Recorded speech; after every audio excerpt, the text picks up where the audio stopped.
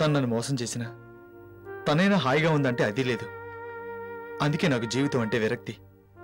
ఈ నాటకాల ప్రపంచంలో ఒంటరి పోరాటం చేయాలనే కష్టమే. ఆ కష్టాన్ని నేను కలగనివ్వలేండి.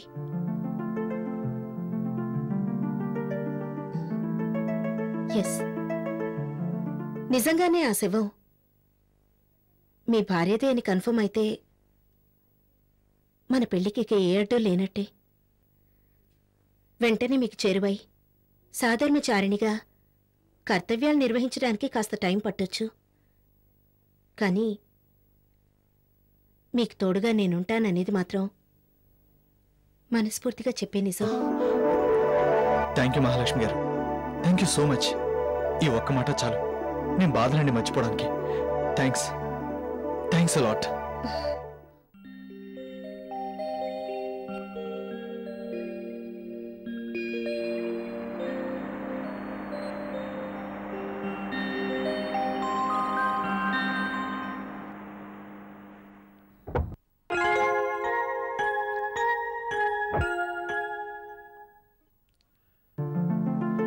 అమ్మా మహాలక్ష్మి, మహాలక్ష్మి, మహాలక్ష్మి. ఏంటి బాబాయ్, ఏంటా హడావిడి? హడావిడి కాదమ్మా, ఆనందం. విషయం విన్నావంటే నువ్వు కూడా ఎగిరి గంతేస్తావు. అంత ఆనందపడే విషయం ఏంటి బాబాయ్? మీ స్నేహితురాలు ప్రియాంకవి వివరాలు తెలిసాయమ్మా. నిజంగానా బాబాయ్? నిజమమ్మా. నేను ఈ రోజు ఒక ఆవిడని కలిశాను. ఆవిడ ప్రియాంక పేరు, ఊరు అన్ని ఖచ్చితంగా చెప్పింది. అవునా బాబాయ్? ఆవిడెక్కడుందో చెప్పు బాబాయ్, మన వివరాలు తెలుసుకొని ప్రియాంక దగ్గర. అలాగే. అంత శ్రమ మీకు అవసరం లేదు మేడం. ఆ ప్రియాంక ఈవిడ అయి ఉంటుంది, చూడండి.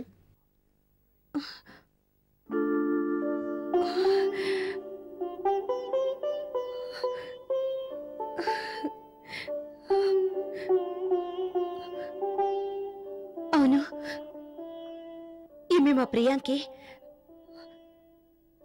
ఈ బుగ్గు మీద పుట్టుమచ్చని చూసి చెప్పొచ్చు ఇది మా ప్రియాంకి అని. అవునవును, నాకు బాగా గుర్తు. ప్రియాంకకి పెద్ద పుట్టుమచ్చుండేది. చిన్నప్పటి నుండి కళ్ళజోడు కూడా ఉండేది. సందేహం లేదు, ఈ మా ప్రియాంకే. ఈమె రవి గారి భార్య. వాట్? ఎస్ మేడం, ఈ ప్రియాంకే రవి భార్య.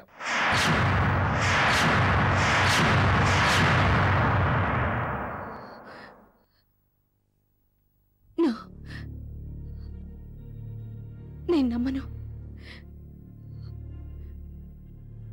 మా ప్రియాంక ఏ చెడు పని చేయదు. దాని మనస్తత్వం నాకు బాగా తెలుసు.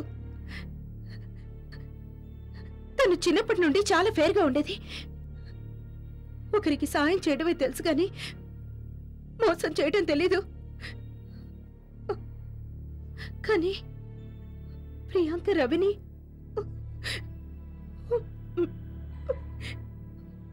నేను నమ్మలేకపోతున్నాను. నమ్మకండి, ఎందుకంటే అది నిజం కాదు కాబట్టి.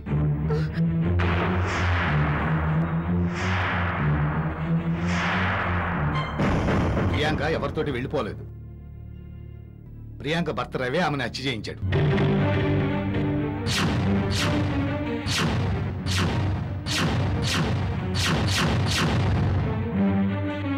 రవికి భార్య అంటే ఇష్టం లేదు. ఆమెను ఎలా అయినా వదిలించుకోవాలని దాస్ అనే రౌడీతోటి ఒప్పందం కుదుర్చుకున్నాడు.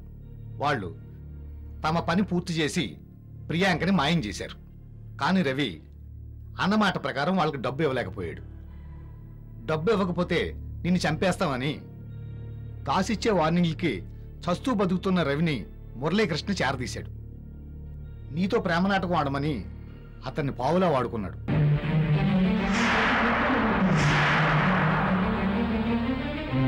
రవి తరచు దాస్ దగ్గరికి వస్తున్నాడని తెలిసి మా ఇన్ఫార్మర్ మాకు తెలియజేయటంతో రవి మీద ఒక కన్నేసి ఉంచాం. మా అనుమానం నిజమైంది. రవిగాడిని 4 తగిలిస్తే వాడంతటి వాడే నిజాలు చెప్పాడు. నమ్మలేకపోతున్నారా? ఒకసారి అటు చూడండి.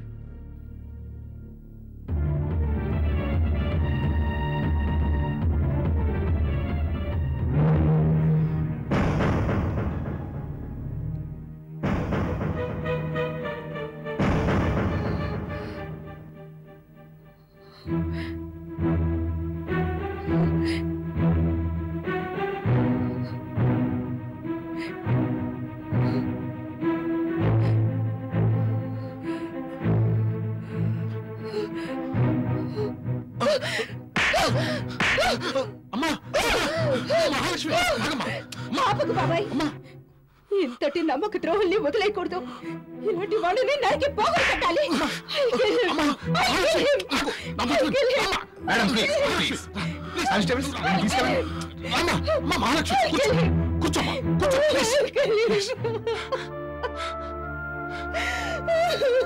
బాబాయ్ లేదు బాబాయ్, అలాంటి వాళ్ళని వదిలేయకూడదు బాబాయ్.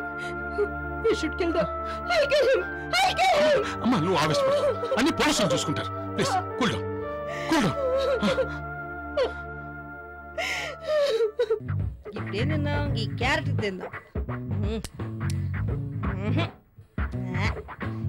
ఇప్పుడు ఈ ప్యాజ్ తిందాం. అమ్మో కళ్ళమ నీళ్ళు వస్తున్నాయి. ఇప్పుడు గీ టమాటా తిందాం. ఇందులో నిమ్మకాయ వేసుకుంటే మస్తు ఉంటుంది.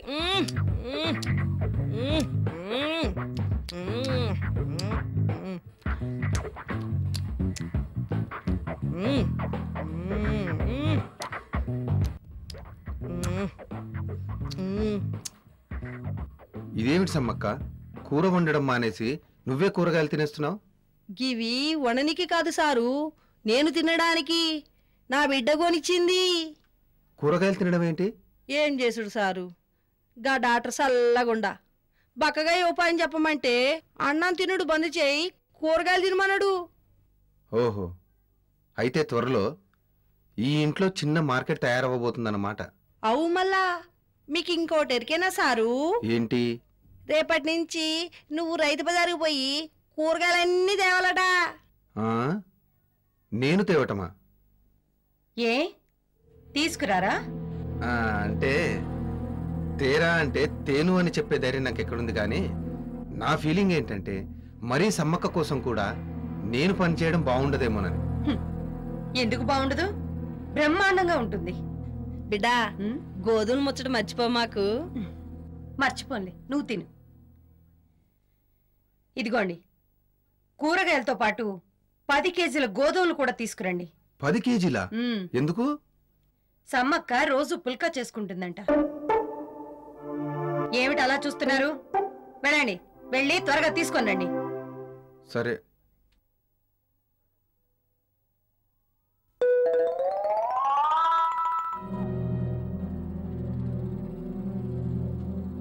నా ఇంట్లో పనిచేసే పని మనిషి కోసం నేను పనిచేయాలా? అసలు ఈ సమ్మక్కని ఇంట్లో నుంచి పంపిస్తే నా పిల్లం నా మాట వింటుంది. అప్పటిదాకా నా భార్య మారదు. కానీ సమ్మక్కని ఎలా పంపించడం? అది తిను, దానిలో చాలా విటమిన్స్ ఉన్నాయి. సరే మధు డియర్, ఏమిటి? నేను ఒక విషయం అడగాలనుకుని మర్చిపోయాను. ఏమిటది?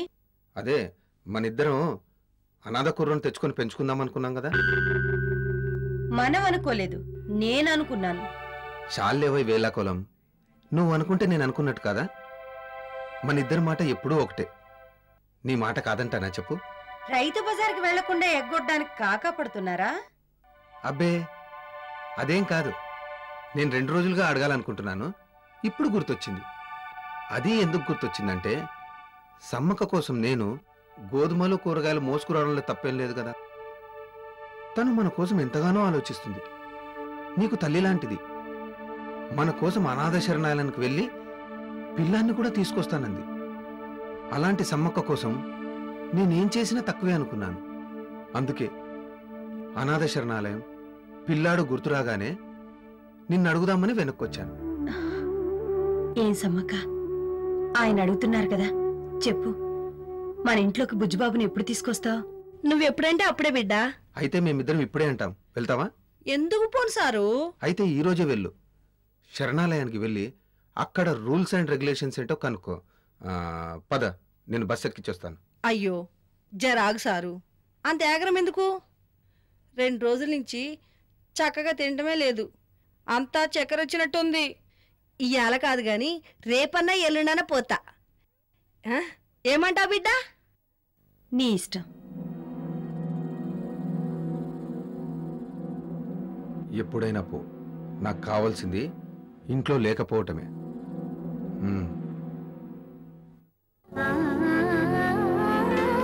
ఇదే అనురాగం, ఇదే అనురాగం.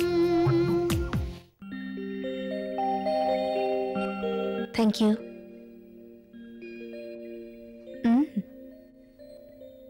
పెళ్లికి నువ్వు తప్పనిసరిగా రావాలి. మాక్సిమం ట్రై చేస్తాను. అదిగో మళ్ళీ సేమ్ డైలాగ్. మరేం చేయమంటావు స్వప్న? వస్తానని మాటిచ్చి రాకుండా నేను డిసప్పాయింట్ చేసే కంటే డౌట్గా చెప్పి నీకు సర్ప్రైజ్ ఇవ్వడం బెటర్ కదా. అవుననుకో, కానీ నువ్వు తప్పకుండా రావాలని నా ఆశ. మహాలక్ష్మి, ఎందుకో తెలీదు కానీ నువ్వంటే నాకు చాలా ఇష్టం. ఎవరినైనా అభిమానంగా చూడగలిగినా నీ మనసంటే ఇష్టం. కోట్లకు వారసురాలవైనా కూడా అహం లేకుండా అందరితో కలిసుండే నీ స్వభావం అంటే నాకెంతో ఇష్టం. నీతో స్నేహం చేయటం ఒక వరంగా భావిస్తున్నాను. పెళ్ళైన తర్వాత నా లైఫ్ ఎలా ఉంటుందో తెలీదు, కానీ ఇప్పటి వరకు నీలాంటి స్నేహితుల మధ్య నేను చాలా హ్యాపీగా ఎంజాయ్ చేశాను. నా పెళ్లిలో కూడా మళ్ళీ మన క్లాస్మేట్స్ అంతా ఒకసారి కలవాలని నా కోరిక. ఆ కోరిక నాకు ఉంది. ఫ్రెండ్షిప్కి విలువనిచ్చే వాళ్లలో మొట్టమొదటి మనిషిని నేను. క్లాస్మేట్స్ అందరినీ కలవాలని నాకు మాత్రం లేదా? కానీ ప్రస్తుతం నా మనసు ఆనందాన్నో ఆర్పాటాన్నో కోరుకోవట్లేదు, ఒంటరితనాన్ని కోరుకుంటోంది. ఎందుకు? తెల్లనివన్నీ పాలే అని అనుకున్నందుకు, అయోగ్యుల్ని అధికంగా అభిమానించినందుకు, ప్రాణానికి ప్రాణంగా ప్రేమించిన నా స్నేహితురాళ్లు ప్రియాంక రజనీ నాకు దూరమైనందుకు, వాళ్ళని అంతం చేసిన హంతకుల్ని నేను ఆదరించినందుకు. మహాలక్ష్మి, నీ బాధ నాకు అర్థమైంది. కానీ జరిగిపోయిన విషయాల్ని తలుచుకొని ఎన్నాళ్ళు బాధపడుతూ కూర్చుంటావు? జీవితం ప్రవహించే నది లాంటిది. దాంట్లో కొత్త నీళ్లు కలుస్తుంటాయి, పాత నీళ్లు పోతూ ఉంటాయి. అయినా నది ప్రయాణం ఎక్కడా ఆగదు కదా. జీవనయానం కూడా అంతే. లేనివాళ్ళని తలుచుకుంటూ ఉన్న జీవితాన్ని విషాదం చేసుకోవద్దు ప్లీజ్ మహాలక్ష్మి. నువ్వీ మూడ్ నుండి బయటికి రా. అందరితో కలిసి సంతోషంగా ఉండడానికి ప్రయత్నించు. నీ మనసుకు నచ్చిన మనిషిని జీవిత భాగస్వామిగా ఎంచుకొని పెళ్లి చేసుకో. పెళ్ళా? అదేంటే పెళ్ళనేసరికి అంత కంగారు పడుతున్నావు? కంగారు పడట్లేదు స్వప్న, చిరాకు పడుతున్నాను. పెళ్ళన్నా మగాళ్ళన్నా నాకు అసహ్యం పుడుతోంది. I hate men in marriage. Yes, I'm sorry. పెళ్లి చేసుకోబోయే నీతో పెళ్ళంటే అసహ్యం అని చెప్పడం పద్ధతి కాదు కదా. I'm really very sorry, please. It's okay. ప్రస్తుతం నీ మూడ్ బాగోలేదని నాకు అర్థమైంది. నేను మళ్ళీ కలుస్తాను. నేను వెళ్ళరానా? Okay, all the best. Thank you. Bye bye.